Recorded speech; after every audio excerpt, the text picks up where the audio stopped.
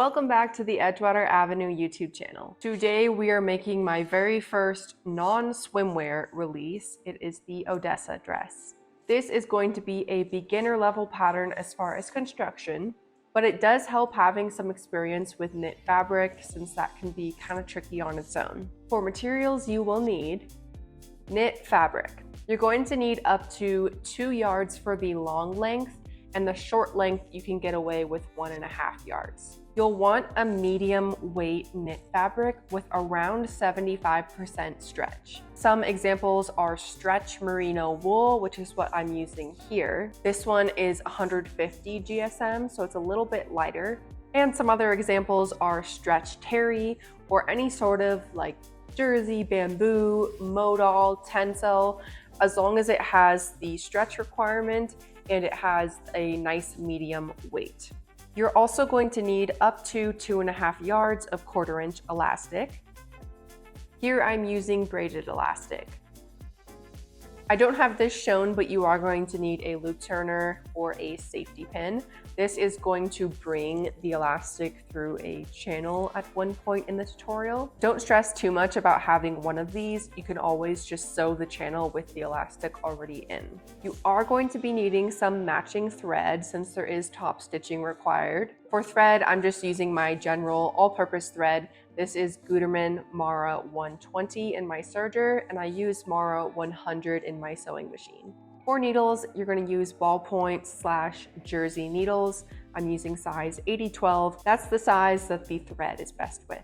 The last thing you'll need is just general sewing supplies. You'll want to have cutting tool, pins, whatever you need to set yourself up for success. Also in this video, I'm using both a regular sewing machine as well as a serger. Don't be intimidated if you don't have a serger.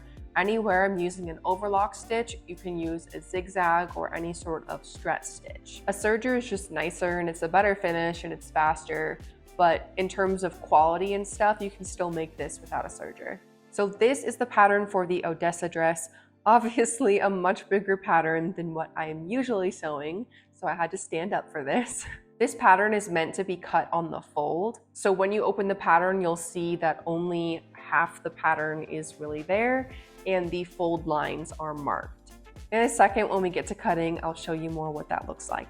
And another quick note, this time I've done projector files a little bit different. So in your downloads, if you're using a projector or a commercial printer, you're gonna open the file that's labeled full format. It is not a 0 size like it usually is. And if that's an issue and you do need to print on A0, send me an email. I'm definitely not opposed to adding an A0 version as well. You just need to tape it together since it doesn't fit on that page. Moving on to cutting, like I said, we're going to be cutting each pattern piece on the fold. So the way you do this is fold the fabric so the grain line is lined up correctly. Then align the straight edge of each pattern piece where it says cut on fold to the folded edge of the fabric. When you go to cut this, you will effectively cut a symmetrical piece. If you absolutely hate this or you're working with fabric that makes it difficult to fold, you can absolutely go print the pattern twice. You'll have one side assembled, then the other side assembled, flip the other side so it's mirrored, tape it together, and then you'll have a full piece. For the back piece and the front skirt piece, you're going to be cutting 1 in your fabric. And for the top front piece, you're going to be cutting 2 pieces in your fabric. You'll want to make sure that the direction of greatest stretch is going around your bust, your waist, your hips, so horizontal. This is marked on the pattern, but I figured I'd explain it here too. And now we have all of our pieces. Moving on to construction. First, we are going to sew and attach elastic to the pieces that need it. So first, get out the 2 top front pieces and match them with right sides together. We're going to sew and attach our elastic to the neckline, armholes, and that peekaboo hole under the bust. Since right sides are together, we will be attaching elastic onto the wrong side. And here we want our elastic to be equal to the seam length, so no sort of stretching on this elastic. Then get out your back piece and we're going to sew and attach elastic to our neckline and armholes onto the wrong side of the fabric. For the back piece, we will want to very slightly stretch the elastic. More on the elastic in just a second. Before I talk about how to sew this elastic, I wanted to share my experience with basting spray. I've heard a lot of good things about it for swimwear. It's instead of doing a basting stitch or pins, you use this tacky spray and it will get the pieces together. It'll get them kind of firm, so it's super easy to go and sew. To be honest, this is the first time I've ever used it and I absolutely hated it, but I wouldn't say that I used it super correctly. I should have taken it little by little. Here I'm spraying way too much at once. I should have taken it like more inch by inch. I tried to spray a huge section and it ended up creating a mess. But if you are struggling with doing a basting stitch, this might be a good option. I'm not going to write it off like I'll never do it. It actually was really nice the way that this sewed. However, with a lot of practice, I think this would get a lot easier and I could see myself using it a lot in the future. Now coming back to our elastic. I am first sewing the front part and I'm using a 4-thread overlock stitch with an elastic foot. The elastic foot is not required, it's just really handy. Remember, you do not want to stretch the elastic for this part. Also, it doesn't matter what side you attach the elastic onto, just attach it all to the same side. I have a playlist on my channel that is all about sewing elastic, so if you just don't know where to start and this is hard for you, go see that playlist, it's very helpful. Biggest tip here is that when you're switching from just sewing the fabric to then sewing fabric and elastic, you'll probably have to tweak your settings a little bit. And again, if you don't have a serger, you can use a zigzag stitch or any sort of stretch stitch here. Then moving on to the back piece, when we sew this elastic, we're also going to be using an overlock or zigzag, but this time you should give it just the slightest bit of stretch. It's going to be about a 1% seam reduction. And remember, this elastic is being sewn onto the wrong side of the fabric. It really shouldn't be noticeable that the elastic is stretched. This is just going to hold that seam in place and it'll just sit better this way. So that finishes up the elastic in the seams. Next, we're going to move on to the top front piece. First, take the top front all the way to the right side through one of the open areas. We are now going to create the twist detail, and this is as simple as twisting one side until right sides are back to facing up. We aren't sewing this down or anything, so make sure it doesn't get untwisted as we continue. Then, using a basting stitch, I'm going to close up the sides and shoulder straps to make them easier to sew later on. This is totally optional, it just makes it easier to manage these 2 layers of fabric. But for the bottom sections where it attaches to the skirt, I'm going to use an overlock stitch. You could also do a zigzag stitch. And this is just to finish off the raw edges. It's not really necessary from a functional reason since most knit fabrics aren't going to unravel. However, I do think it gives it the most professional look. So do this if you want or don't. Now get out the lower front piece, which is this skirt piece, and we are just going to finish off the raw edge along the top of the skirt, just that waistline there. Again, this is just for aesthetic purposes. You don't need to do this unless you want to. I'm using an overlock and you can use a zigzag if needed. Our next objective is to attach the top onto the skirt. So flip the top down onto the skirt and align the bottom of the top along each edge of the skirt. Pin or clip it down, and then we're going to sew these together. Here I'm using a straight stitch and I'm sewing down at the 1/4 inch line right on top of the overlock. You can also sew inside of that further onto the overlocking.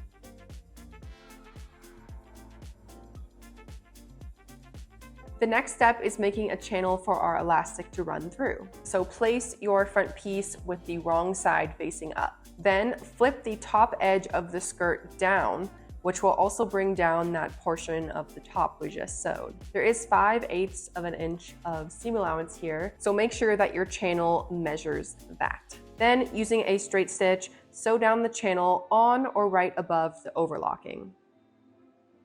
Your elastic is 1/4 inch, so you do have a bit of wiggle room here, but I like to do it a little further down the channel. Our channel is done, and now we are going to cut our elastic and insert it inside of the channel. The measurement chart for what size you need to cut your elastic is included inside the pattern. So using a loop turner or safety pin, bring the elastic through the channel, pinning it at either end.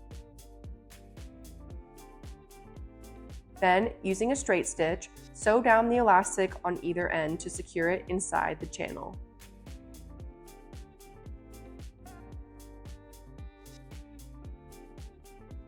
Now we are going to attach the front and back, first at the shoulder straps. So match your front and back piece with right sides together and align them at the top of the shoulder straps. You'll notice right away that the front piece straps are smaller than the back, and that is okay because in the next step we're going to be folding those back seams, and so that will help them line up correctly. So using an overlock stitch or a straight stitch, sew down the shoulder straps together using 1/4 inch seam allowance. And afterwards I went in and trimmed the excess, but I actually wish that I did not.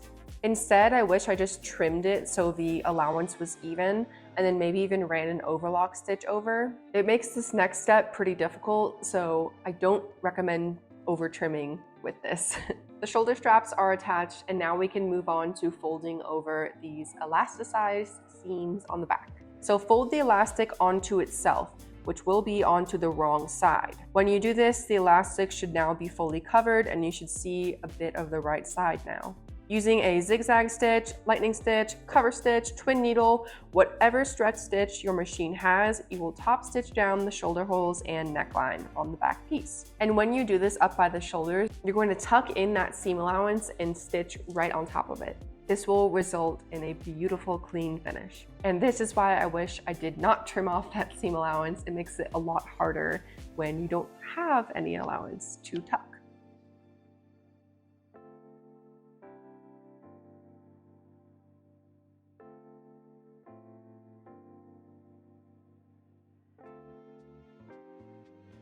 We are almost done with this dress. Next, we're going to do the side seams. So match the dress so that right sides are together and pin all the way down each of the side seams. Then using an overlock stitch or a straight stitch, sew down the side seams using 1/4 inch seam allowance.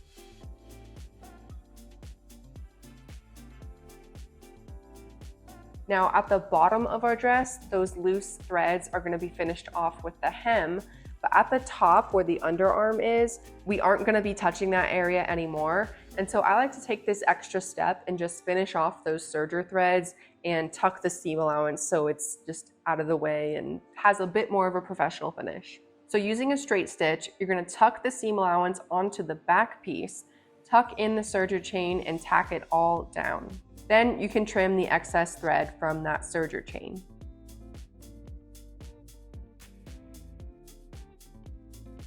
Okay, so the last step is hemming. And if you've been sewing for a little while, this is probably a relief.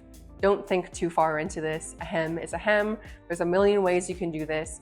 Just keep in mind there is 5/8 of an inch of seam allowance. However, you don't even really need to worry about that because if it's like 1/8 of an inch shorter, or even if it's an inch shorter, it's not going to make a huge difference on the dress when it's on you. So just don't read too far into it. Here I'm going to be using an overlock stitch to finish off the raw edges.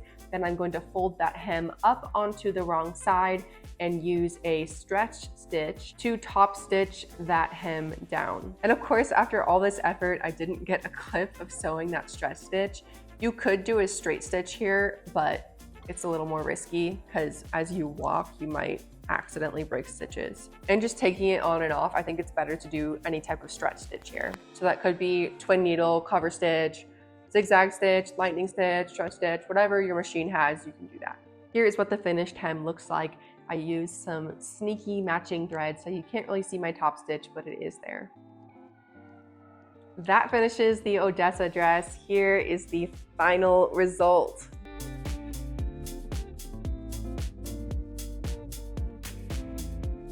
It is actually very refreshing to draft a pattern that is not swimwear. I've been doing swimwear for so long. So I really hope you like this one. I plan on doing a lot more. Go and buy the Odessa dress PDF pattern at edgewaterave.com. Thank you for watching this one and come back soon because the next pattern is going to be a big one. I think you'll really like it, so you'll see.